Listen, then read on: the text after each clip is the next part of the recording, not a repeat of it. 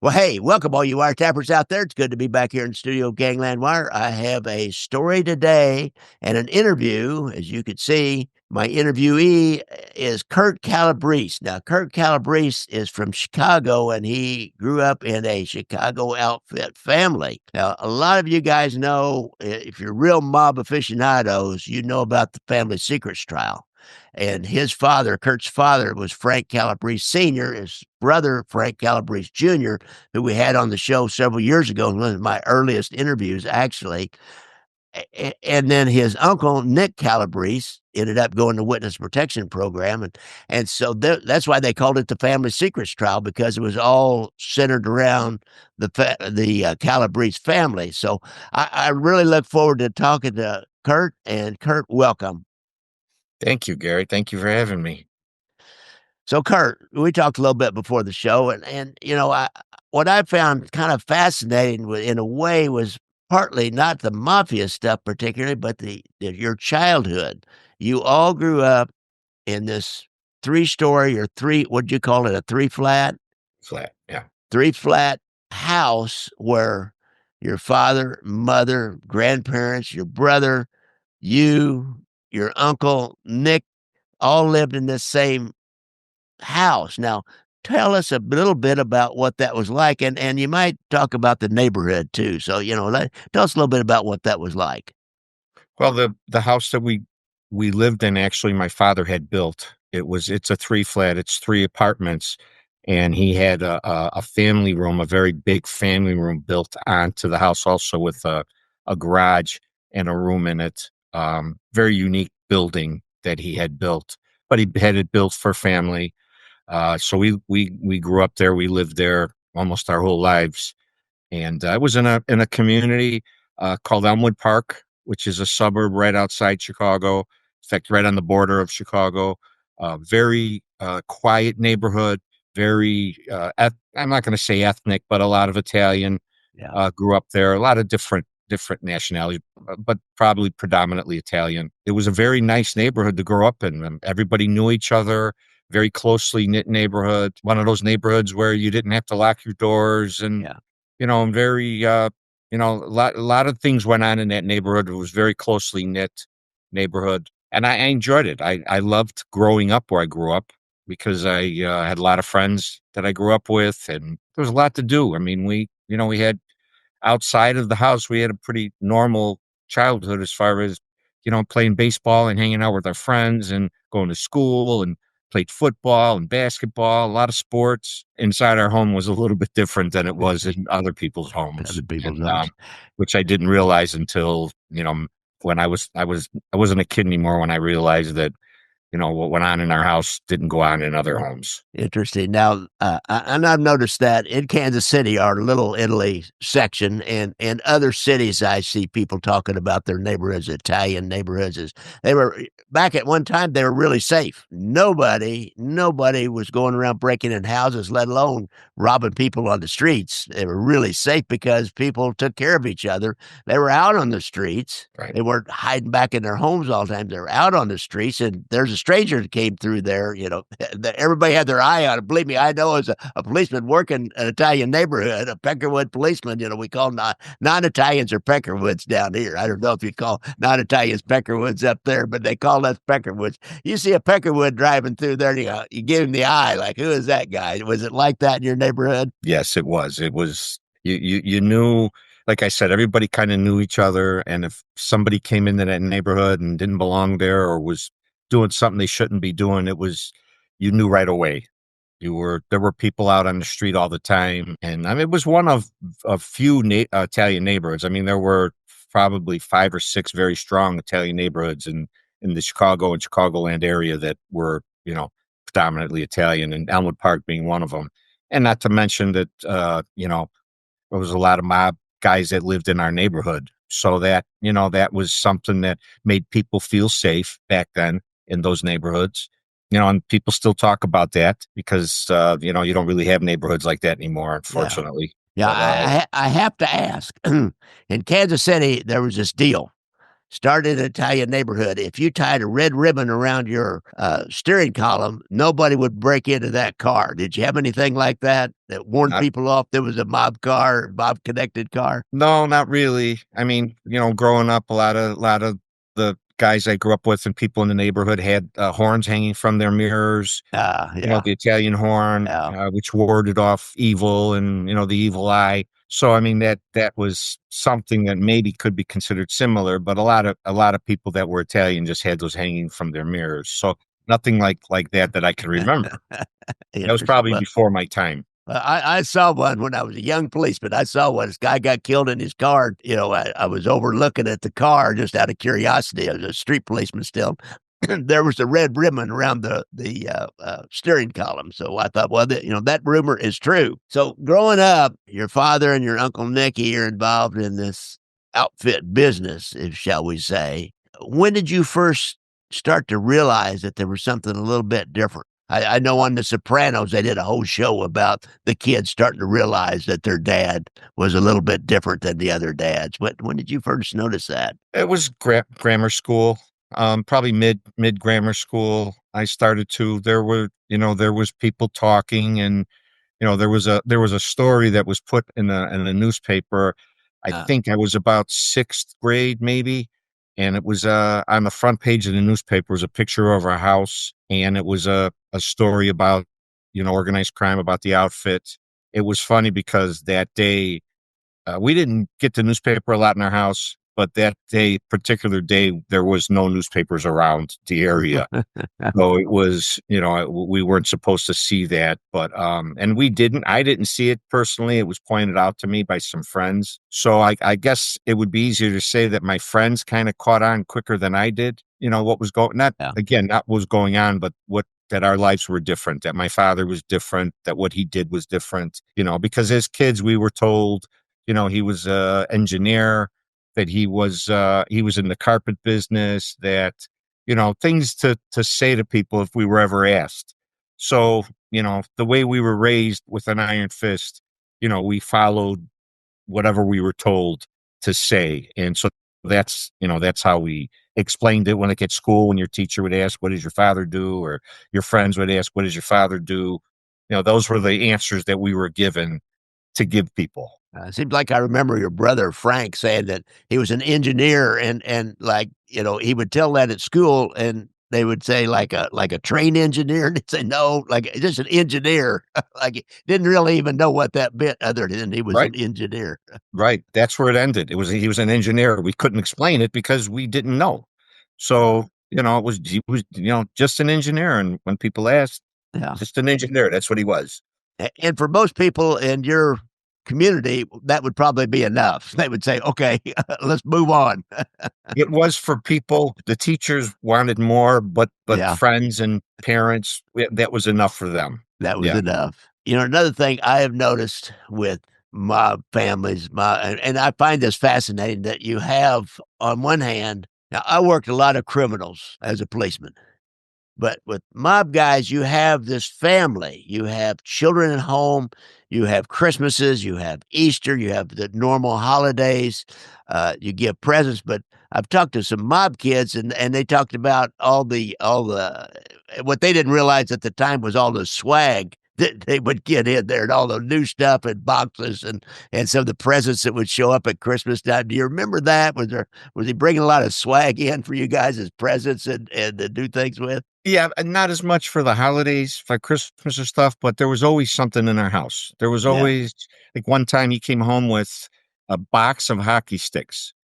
There was like 25 or professional hockey sticks. They were, and we didn't think anything of it. I mean, we used them, Yeah. and it was stuff like that. There was Yeah. stuff that he would bring home and in quantity, and again, it was kind of, it wasn't odd. It was kind of normal, but it was, if you go back to think of it now and you tell people now, I mean, that's, evidently this stuff was falling off the back of a truck somewhere. Yeah. Yeah. Yeah. It It was. fell off a truck. The great euphemism for having some stolen property. Oh, it just fell off a truck. Oh, okay. I'll take some. Right. And what's different about us, Gary, is we never asked. We Yeah. were, so the discipline in our house was, you really couldn't ask somebody, "Hey, Dad, where'd you get these?" Or, "Hey, Yeah. Dad, how did you get these?" It was just you just you just lived. You didn't ask questions about anything, especially if it was something that was he was giving you. It wasn't like, "Hey, where'd you get this?" Or, "Where did this come from?" It was just happy to have it, which I think is different in our home than it was in a lot of other guys' homes that were part of that life because, my father wasn't you really couldn't ask him anything. You really couldn't really have a conversation with him about anything because you couldn't ask questions. You just had to accept whatever was given to you or whatever was told to you as an answer, and you live with it. You deal with it. So that gets around to the, next logical question is, I believe he had a pretty violent temper. How did he express that in the home? Was it, out in the streets, he might kill somebody, and he did kill several people. In the home, he's not going to kill anybody, but did you see a lot of evidence of that violent temper, or did he keep it under control at home? No, he was very violent in our house. He was, especially with me, he was very, very hands-on. He was very abusive. He was very, he bullied me. He wanted you to fear him, and he enjoyed that fear when he knew that you feared him. And I literally shook around my dad. I literally shook. I mean, that's how he was with me. He was, the beatings and the abuse and both physical and verbal, that's how he was with me, especially. And I don't, I can't really answer why, people have asked me, "Hey, why was your dad like that with you?" I mean, he brought it home with him. It was in our house. And, again, at an early age, he involved us in his life, gradually at the beginning. But I mean, me personally, didn't want anything to do with that life. And reason being is I didn't want anything to do with my dad. I mean, he was my dad and I loved him and I respected him and I I was there for him for anything he ever needed, all the way till the end. But I did not want to be part of anything he was part of because he just was the hardest person in the world to get along with. And he was abusive. And and again, the why would you want to be around a world with someone who's that way? I mean, he could have been a postman or or whatever, and if he was that way, I make me not want to be around him. And that's that he used the term sad sack when he referred to me in code, and the reason being is because if you looked at me, I had that look on my face my whole life. I just did not want to be around him. I feared him, and I shook around him. I mean, he made me shake, and again for nothing, just for that's just the way he was. And once I saw people on the street act that way around him, and a lot of things started to make sense to me. Yeah, you probably knew you had to walk on eggshells, is what I hear you saying around him. Yeah. And that continually abuse, that continual fear, even though he wasn't going off at the present time, you never knew what was gonna set him off. Right. And Right. I guess one of your defenses was to just look down and be kind of downtrodden because you knew that was a way maybe to keep him from going off on you. Yeah, I would hope that it would have, but it didn't. I mean, whenever I put my head down or I had that look on my face, he would point it out and he almost made fun of it. That's how the sad sack came up. I mean, it was like a joke. Look at him. He always looks like a mope or always looks like, the look on his face is like he's not happy. Well, I wasn't happy. I Yeah. mean, I didn't have a good poker face. So and Gary, what you got to understand is this didn't happen occasionally. This was every day. This was part of my life every day. This wasn't an occasional him getting mad or him an occasional, going off on me. This way he was and walking on eggshells was every day. And that's what I want people to try to understand. And that's what I talk about in my in the podcast is this was every day. This wasn't a portion of my life. This was every day. And it has its effect on me. It's had its effect on me. It's still till this day. I mean, it's Yeah. never going to go away.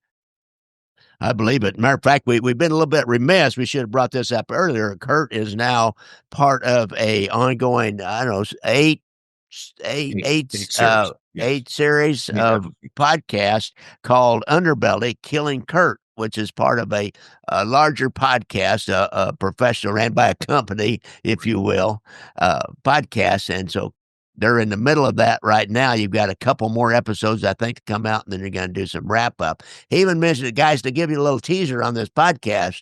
You got to start listening to it. It's good. I've listened to some of them myself, and at the end, Kurt said he gave me a little teaser. They might release some audio of his uncle Nicky Calabrese at the end. Now we don't know for sure, and he's not committing to me, but that's a little teaser. You might get a little of the actual voice of Nicky, his uncle Nicky Calabrese, because if you remember, a lot of you guys are real aficionados, but after the skimming from Las Vegas trials took out Angelo La Pietra, Iupa, uh, uh, Jackie Cerrone took out these high echelon guys. The next one was a family secrets trial in which his uncle Nicky testified and his brother Frank testified and took down his dad's crew for all these murders, and also took down, I believe, Jimmy Marcello for the Spilotro brothers, and which was kind of the next boss. I mean, it really, between those two prosecutions,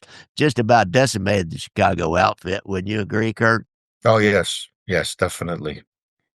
Had Definitely. to be a really tense time for you. I guess your dad was in jail during the trial, but kind of, you're talking about your dad now. When he realized that maybe there was something going on. He saw surveillance on himself, or he knew people were asking, FBI agents were asking questions in places that they shouldn't be. That people that really might know something to hurt him. Did he get even more tense then? Was there a lot more anger? What was his life? I always wondered, does it ever bother him that we, as law enforcement, are after him? Does it ever bother him at all? They never acted like it. You know what? He taught us at a young age to always be respectful to everyone, including law enforcement. Never give anybody a reason to have a problem with you. So he was always the same way he was with people, especially strangers, especially people he didn't know. I mean, he was very even keel. He didn't get excited when stuff was going on, and a lot of stuff was going on at that time. Yeah, he was very,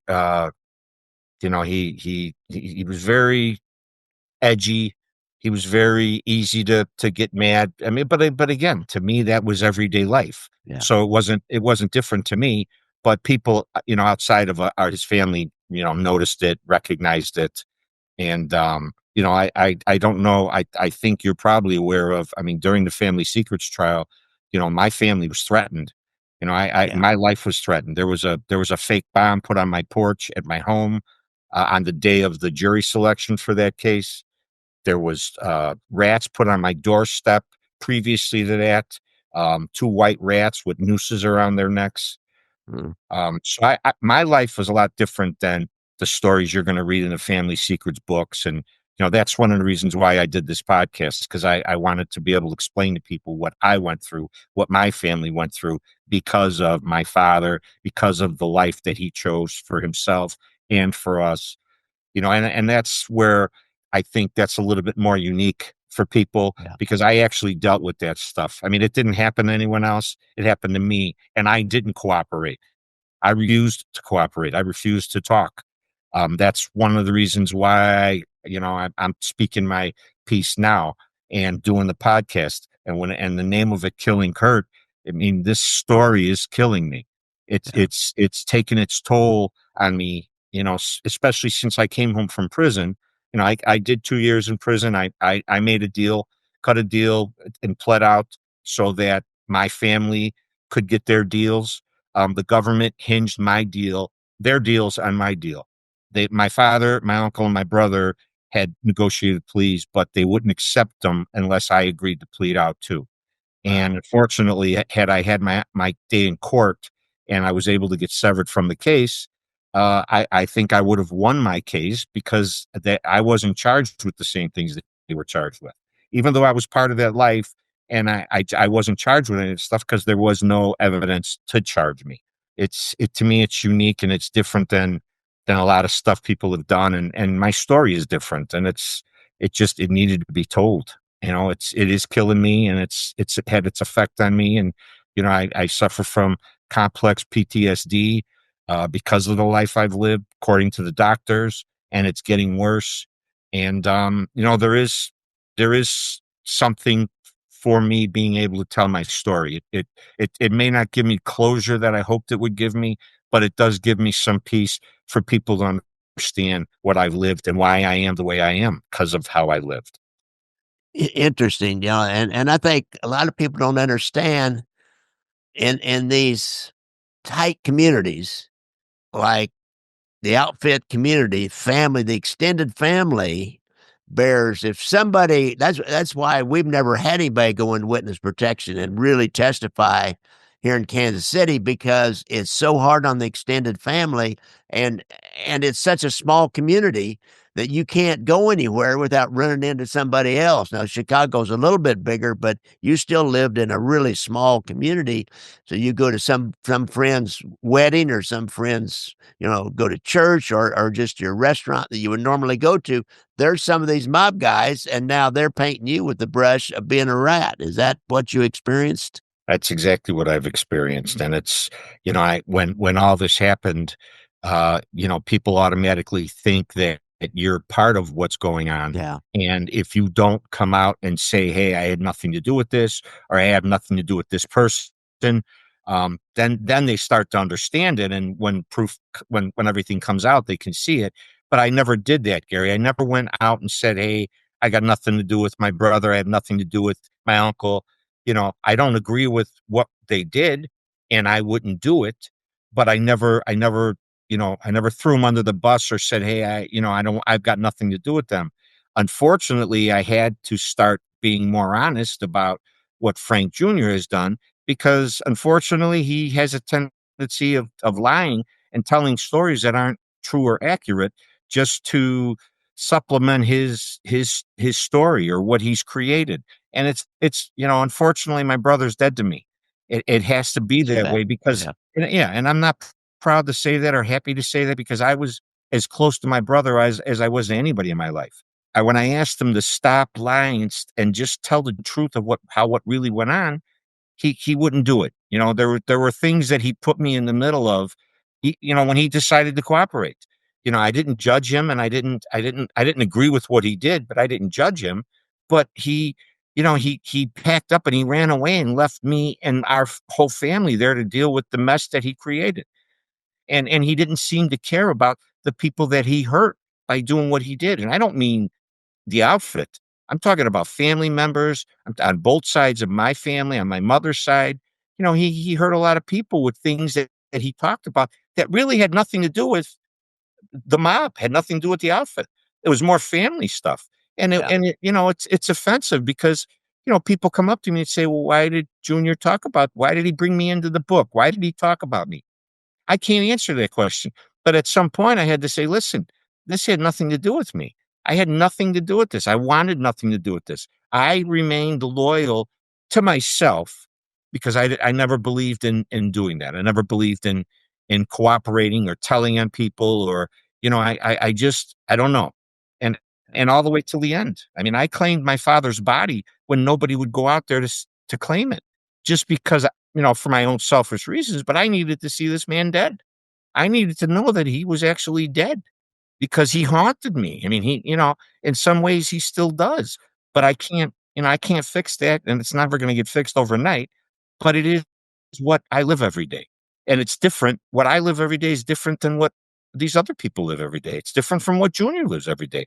And everybody's got their issues and things that have happened.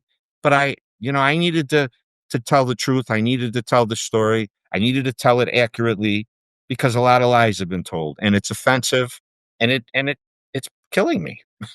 I can only imagine the pressure that the FBI and the U.S. Attorney's Office brought to bear on you as they started taking down this whole family secrets thing. They got the son, they got the brother, and now and you're out there, and you were close enough that you might know something. I bet they grilled you. I bet they threatened you with everything. They did. They, Talk about that a little bit at yeah. what that was like. Well, they first threatened first, according to my uncle, the deal that he made with them was for them to leave me alone. Uh, And he even went as far as telling them when they went to see him, that they were going to see his nephew next. And he said to them, which it's my uncle, it's my relationship with my uncle. I'm proud of how what my uncle thought of me, but it kind of hurt me because it made a problem for me. He told the FBI, "Don't go see Kurt because Kurt won't talk to you." So oh, they didn't wanna hear that, they didn't like no, that. no. I'm sure it made them even have a bigger problem with me, but, they told my lawyer, you know, "We wanna talk to Kurt," and my lawyer told him straight out, "Kurt won't talk to you," and they said, "Well, we've got, immunity already for him. If we subpoena him, we already have the immunity, and if he doesn't testify, we're gonna lock him up." And my lawyer told him, "Go right ahead. He's not gonna talk to you." And he told him straight out, "If you lock this kid up, this kid wants nothing to do with this life anymore. He wants nothing to do with his father. He wants nothing to do what's going on here. He just wants to be left alone. If you go ahead and subpoena him, we will go to the newspaper and we will let them know that, you know, this kid went and did his time. I did my time. I came home. I wanted to be left alone. I wanted nothing to do with either side." And they kind of backed off. But then my father subpoenaed me. My father had the nerve to actually subpoena me and put me on a stand. I mean, he pointed me out during the family secrets trial. I was sitting in the watching like everyone else. He pointed me out. He subpoenaed me right outside the courtroom. Uh, uh, and it was a mind game that my father played with me. He did that to me my whole life. Same with the threatening letters I got, the threats. They all came from him. Okay, they were all his way. I don't know why, but they were all his way of playing a mind game with me, either trying to scare me or scare me more than I was already scared. But he played those games with me. And the government, I ended up when my father was going to sentencing, I was government got a hold of my lawyer and said, "Listen, they had already locked him down, and it was called the SAMS measure. They locked him down like a terrorist. And at that point, they can decide who you can see and who you can't see, who can visit you, who you can talk to." And so the government got a hold of my lawyer and said, "Listen, if Kurt ever wants to talk to his father again or say anything to his dad, he's going to have to do it at the sentencing." Well, I didn't, Gary, I didn't really get why they wanted me at the sentencing. I thought about it. I didn't tell anybody what I was doing. I wrote something out. I thought about it. I didn't decide till the morning of the sentencing that I was going to actually speak. And that's because I didn't want anybody to know I was going to do it. I didn't want it to be a circus and courtroom. Yeah. So I decided the last minute to go in there. Well, they put me in the row with the victims' families, and the FBI saw me sitting in the room. They had known now that I was going to speak, and I didn't understand exactly why they wanted me there until I started speaking. And the only person who can get my father to lose it was me. Mm. For some reason, whatever the reason is with me, he just lost it. And so when I got up to speak, which I had second thoughts about doing, and I didn't realize why they wanted me in the courtroom, but once I started to speak, my father lost it. And I figured out that at that point, the government wanted my father to lose it in court and wanted the judge to see it, and he wanted the jury to see it. And sure enough, they got to see it. And that's when I realized why they invited me into the court that day, was for the judge to see my father actually lose his temper, like they kept claiming he did his whole life and he claimed he didn't. Well, he lost it when I started to speak. So they got what they wanted out of it. I didn't even get a chance to finish my statement because he cut me off. So, it was my way of saying, yeah, normally I would never have done something that way. I didn't want to do that, but I wanted to be able to say what I needed to say. I didn't want to do it in front of anyone. I wanted to do it with him alone, but I wasn't. I was told I was never going to get that opportunity, so I chose to do that. It's something that I probably shouldn't have done. I wouldn't have done it. If I had thought about it, I probably wouldn't have done it. But I got to say some of the things that I wanted to say and get them off my chest. And he wasn't very happy, and he basically tried to come at me in the courtroom. Now you said you did a couple of years. Now what did he suck you into something? That wasn't for not refusing to testify. Did he pull you into something that make dirty you up a little bit where they could make a case on you? Well, there were our original case that we went away to prison for. That's what I went away for. My charges originally were conspiracy to defraud the IRS and some Ah, mail fraud counts. But okay. when I pled out to conspiracy to defraud the IRS, and that was a charge I should have never Yeah. have gotten, because there was nothing there on a case that had me guilty of anything there. But it was there when they come to you with a plea, you plead out to what they tell you. Because I offered to plead out to perjury because I lied during uh, depositions in our first case about money that belonged to my dad and properties, and I claimed that was all my stuff, and I perjured myself. But when I got charged, Okay. if had that case went to trial, I would have never gotten charged. I most likely would have beat him in court, because Yeah. that's how weak their evidence was against me. Yeah. But they wanted me. There was a time, Gary, in our first case where when we got arrested, they pulled my father in a room, and my brother and I were sitting in a room across the hallway with the door open. It was all staged, and my dad was in a room across the hall, and they told my dad point blank, if you agree to take responsibility for what's happened here, not rat on anybody or not telling anybody, just take responsibility. We'll let your kids walk out the door right now. And my father said to them, I'm not worried. Both my kids are men. So at that point, I thought I finally earned my father's respect when he said that to me. I was so messed up mentally at that point that I thought that was a huge compliment my father gave me. But he had the opportunity to get us out of the case, and I think the government expected him to accept that, Yeah. and the case would have ended right there, but he didn't. He would not do it. He didn't even think about it. He didn't even take a second to think about it. He just basically said, I'm not worried. Both my boys are men." And so, that's the kind of person my father was. My father was about himself. My father was very good at what he did. Okay, very good at what he did. He was just a horrible father. Yeah. He was on the street, he was respected, he was feared. He was very good at what he did. Even the government didn't know what he was doing until my uncle cooperated. They had no idea that my father and uncle were both part of all those murders. They had no idea, which, is their job to find that out. I Yeah. mean, but you know, they had no idea. In fact, so much, Gary, that they didn't believe my uncle when he first started cooperating. They didn't believe him. Really? The point Wow. that he got frustrated and he said, "Okay, fine." He said, "I'm done. Let me out. Get me out of the room." Because they were like, "No, no, we got information that's somebody else." He said, the stuff he gave them, and my uncle was so particular, and his mind was so sharp that he remembered things that nobody would have remembered. Yeah. So he was so accurate when he described things. That's when they started realizing these guys were part of, very serious part of what was going on. Really, Well, they those little details from a crime scene, that were never made public. See, when a guy comes to you and he can give you those little details, you look back at the crime scene photos or the description of the crime scene, and you say, "Oh, man, this guy knows." And he was able to do that, it sounds like. Yes. Oh, yeah. And to point to, like I said, it confused them, because who has a mind like that could remember all that stuff Yeah, to detail like that? yeah, But that's how my uncle's mind was. I mean, he was, again, my uncle was a stand-up guy. Had Junior not did what he did, my uncle would have never cooperated.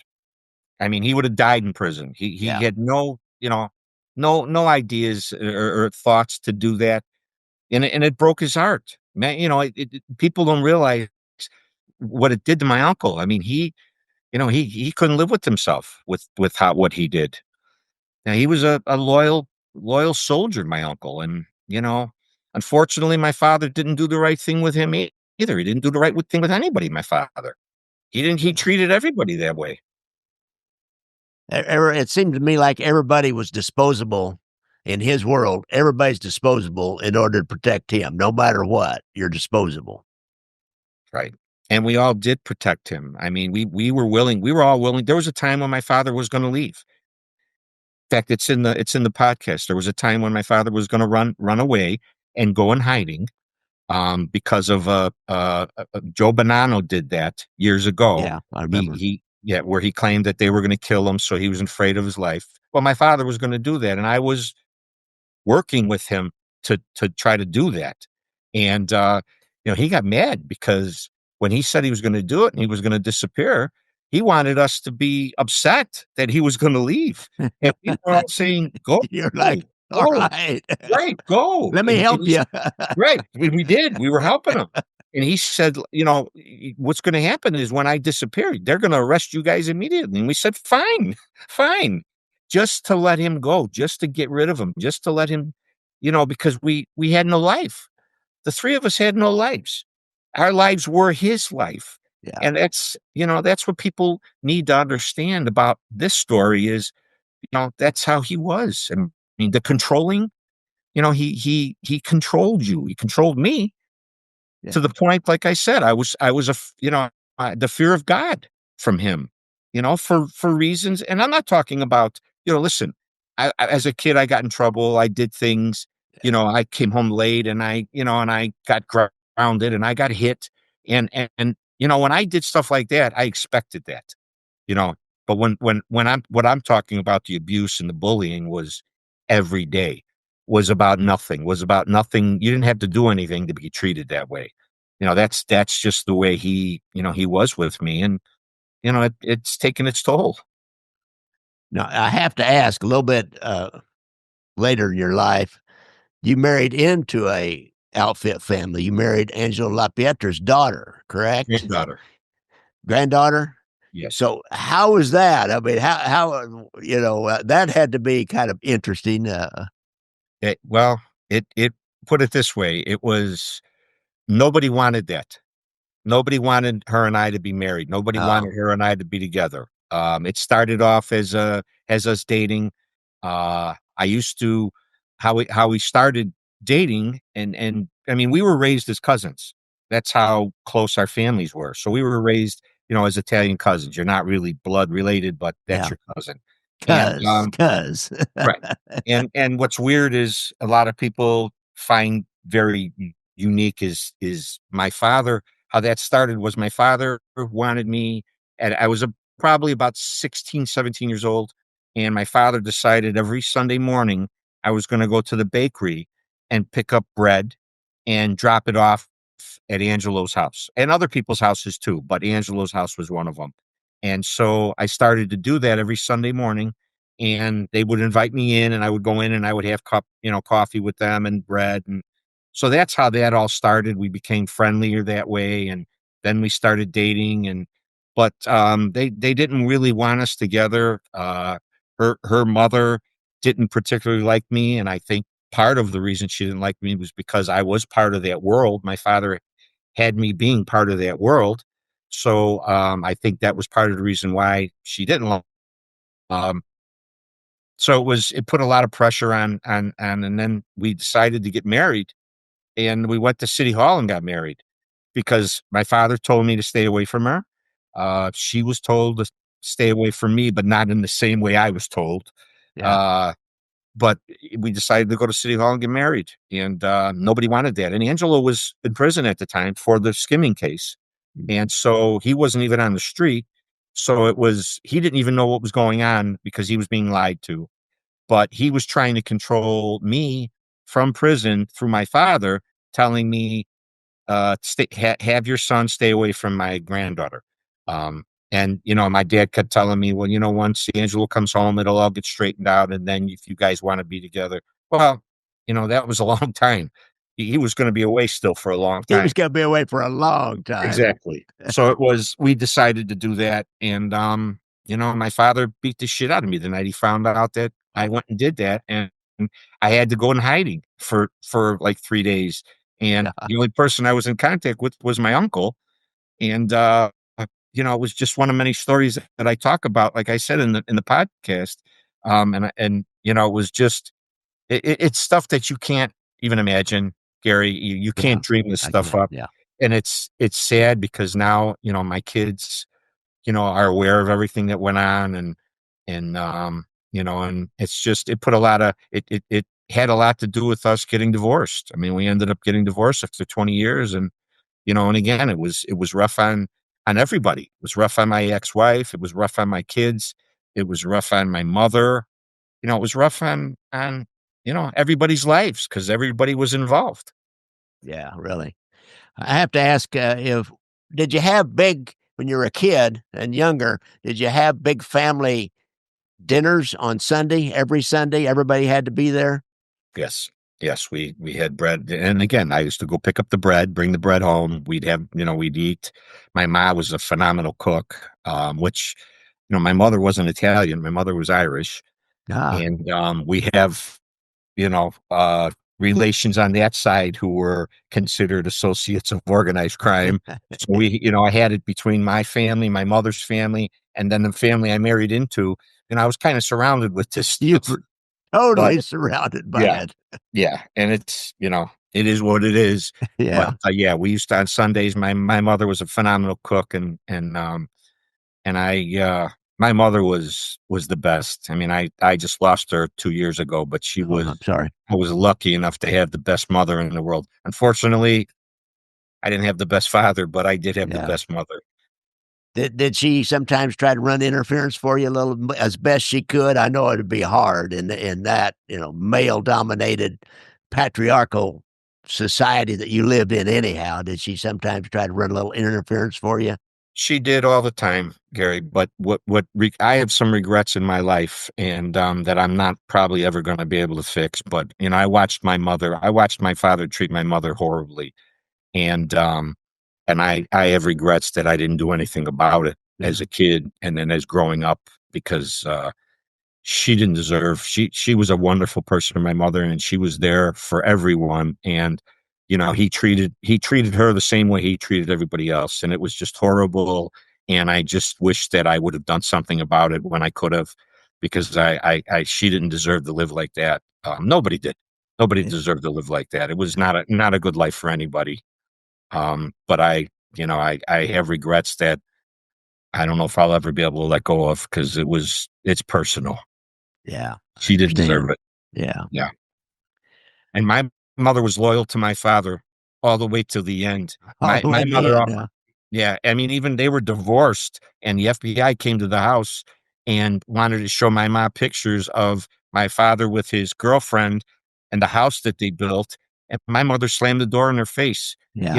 and that's to me, that's quite a person to be able to do that, when you're upset and you're going through, you're grieving you know, and again, I'm not, my father, and it goes to show you, there's so much more to this story, Gary, that hasn't even been told yet. But my father was able to get a annulment from my mother through the church while he was in prison on trial for murder, and the church didn't even notify my mother until it already went through. Huh. And that's the kind of guy my dad was. I mean, for whatever reasons he had, and it was. I mean, he thought he was going to be able to put my mother on the stand and testify Ah, oh, against Junior. I But I mean, see. how do you get an annulment while you're in prison for murder Yeah, from money. someone that was married? Yeah, exactly.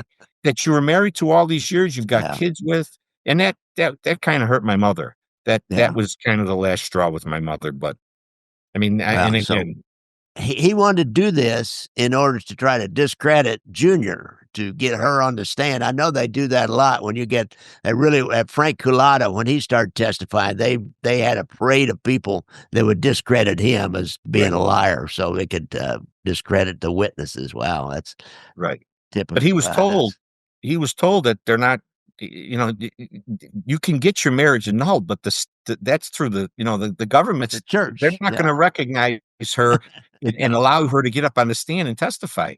They're not going to do it. But he had his own mind, his own way of Yeah. thinking. He thought he was his own lawyer at that time, and he knew what was right and what he was going to do, and he didn't care about the last thing he cared about was hurting anybody's feelings.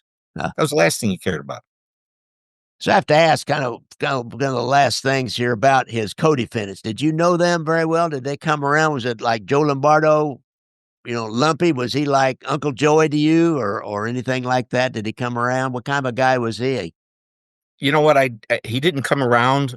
We didn't know him really much other than bumping into him. Yeah. I remember meeting him when I was a kid at Dr. Pat's Palazzo, who was a dentist at his office, and I met him there. And I used to bump into him, and in fact, Joe was in a club that I used to. Friends of mine had a club on Grand Avenue, and I used to stop at the club occasionally. And the night before the indictments, he was at the club. He slept at the club because they couldn't find him. He Yeah. disappeared. They weren't able to find him. I But remember I that. was with him in the club that afternoon. I was playing cards with him that afternoon. But yeah, we didn't. Jimmy Marcello, we would see occasionally. We knew his family pretty well. And we would see him. And again, Gary, I never had any problem with any of these guys. I liked them. They were all very, very nice to me. Just and again, I'm just saying as how they were with me, and all the people in that world, they were all nice. They were all very, when I would see them, hug me and kiss me, and if it was in a restaurant, they'd want to buy me a drink or buy me dinner, and Yeah. and then when all this happened, a lot of people kind of looked at me differently because of what my family did, and I know there's hard feelings there because a lot of people went away. A lot of people got hurt because of Yeah, it. yeah, they did. That cop or former cop, Twan or Doyle, was Yeah. he a policeman during that time? Earlier, did you know him as a policeman, or was he always an ex-policeman? No, well, when we were younger, we knew him because he was around my dad a lot years and years ago. And then, in fact, I was with my father. We were at a wedding and we bumped into him, and that started up the friendship again. So he started Yeah. coming around again. But he way back, he was a policeman. Then I don't remember when he wasn't a policeman anymore, but we didn't see him that much Okay. until the wedding. And then after the wedding, he started coming around again by my dad, hanging out with my dad a little bit. Yeah. Seemed like he was more involved with gambling and running a sports book or something. If what I read about him was right, Yeah, loan well, sharking. yeah, and I mean, they started visiting my dad when he was away, and they kind of tied these guys into the case, and with the bloody glove, and Oh yeah, the he was a bloody glove. policeman, and right. So they, again, I got to look at my dad and say, gee, well, why would you involve these guys? Why would you, Really. But it was all about my dad. And He didn't care who he hurt or who got hurt because of him. one last quick thing. Explain to the guys out there about the bloody glove. I can, if you don't remember all of it, I can fill in a little bit maybe. But the bloody glove is like OJ's bloody glove, man. This bloody glove was the nail in the coffin. It seemed to be like. Can you explain about that? And then we'll let you go, Kurt. Yeah, there was a glove left at the murder of John Fecarata that my uncle dropped. My uncle was the one who killed him, and how it was all done and set up. He chased him down. He had to chase him down. He got shot in the car trying to kill Fecarata. He got shot. He shot himself in his arm, and he chased him down at a bingo hall in front of a bingo hall and shot him. And one of the gloves fell from out of his pocket, and the government had the glove.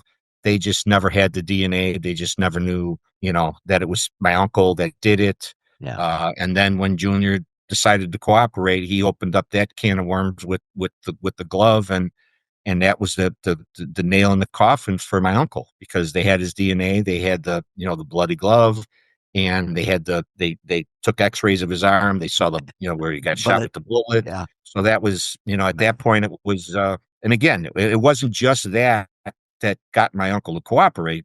There were other things, but it Yeah. was they at that point they knew everything, and again, it all came through Frank Jr. It didn't come through my uncle. It came through Frank Jr. And, I kind of wish Frank Jr. would be a little bit more honest about everything that he did with that and how he started that whole case instead of basically there's times when he's blamed my uncle. and said, he didn't put these people away. My uncle put all these guys away. Yeah. Well, that's not what happened. But The name of the podcast, guys, is Underbelly Killing Kurt. Be sure and check it out. I'll have links in the show notes and on the YouTube down below. And Kurt Calabrese, do you have any final words here for my guys out um, there? just I hope people can understand why I'm doing what I'm doing. I hope they get a chance to listen to the podcast. It's through Entropy Media. It's on Apple. It's on Spotify. Anywhere you can listen to podcasts, it's on. And I just hope people can understand that I'm not looking for any sympathy or any pity because of what my life was. I just want people to know this is what I live. This is what I live every day. And will Okay. watch interviews I do, I hope. Okay. Thanks, Kurt Calabrese. Thanks a lot for coming on, Kurt. Thank you very much for having me, Gary. Hey guys, that was really interesting. I thought I really like that guy. He's, he had a tough way to go growing up. We all have fathers who can be a bit strict. I was a little bit strict and brought an edge of violence home from my work. I didn't really flail on the kids and didn't really yell at them, but I just had that edge of violence. And when you work in a violent area in your life, you're going to bring that edge of violence home wherever you go with you. Another thing Kurt told me, we didn't mention during that, he has a website that has a bunch of different articles and different things he's written. So if you want to learn more about Kurt Calabrese, it's kurtcalabrese.com. And so check that out, and I'll have a link to that in the show notes down below. So once again, you know that I like to ride motorcycles, so watch out for motorcycles when you're out there on the streets driving your big F-150s. If you have a problem with PTSD, like Kurt does, Kurt's not been in the service, but he's getting help somewhere else. Been in the service. The VA website has a hotline. And hand in hand with PTSD, many times is problems with drugs or alcohol.